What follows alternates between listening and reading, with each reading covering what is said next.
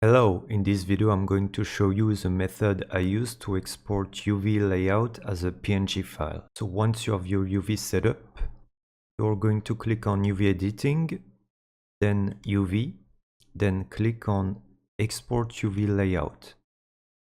As you can see, your UV is right here. Then you're going to select where you want to save the file. I'm going to leave it as cube.png. What I usually do is click on all UVs to make sure all UVs are selected when I export it. Then you can change the format of the file, the size and the opacity. Then what you're going to do is click on export UV layout. And here is the image.